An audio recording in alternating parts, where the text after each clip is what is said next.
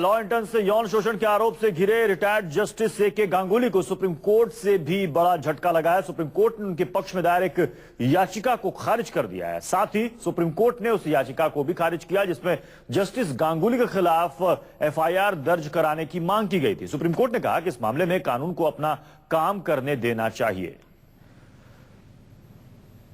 Justice Ganguly को लेकर जो सुप्रीम कोर्ट में याचिका दायर की गई थी कि सरकार की तरफ से जो कार्रवाई की जा रही है उस पर रोक लगाई जाए, इससे सुप्रीम कोर्ट ने साफ साफ इनकार कर दिया है। सुप्रीम कोर्ट का कहना है कि कानून को अपना काम करने देना चाहिए। और साथ ही सुप्रीम कोर्ट में एक याचिका यह भी दायर की गई थी कि जस्टिस गांगुली के खिलाफ एफआईआर दर्ज कराई जाए। सुप्रीम कोर्ट ने उस याचिका को भी खारिज किया है।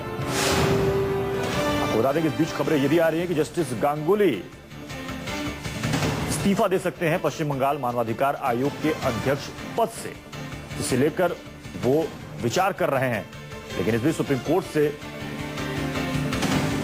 खबर उनके लिए जो कि राहत वाली खबर तो इसे नहीं कह सकते हैं।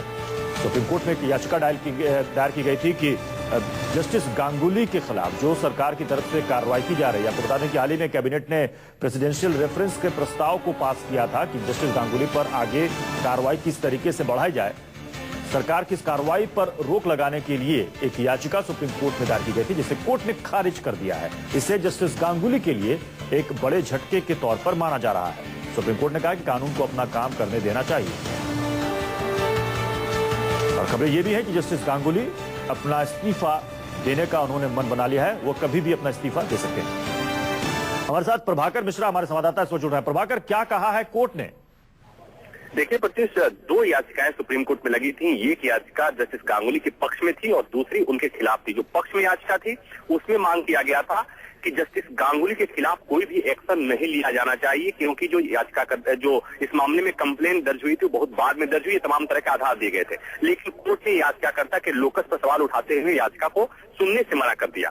और दूसरी जो याचिका थी उसमें ये मांग की गई थी, उसमें कहा गया था कि सुप्रीम कोर्ट का जो एक फैसला है, एक आदेश है, जिसमें कहा गया है कि संज्ञेय मामलों में कग्निजेबल ऑफेंस में पुलिस खुद से भी एफआईआर दर्ज कर सकती है। इसलिए इस मामले में जस्टिस गांगुली के खिलाफ एफआईआर दर्ज होना चाहिए। कोर्ट ने इस याचिका को खारिज कर दिया।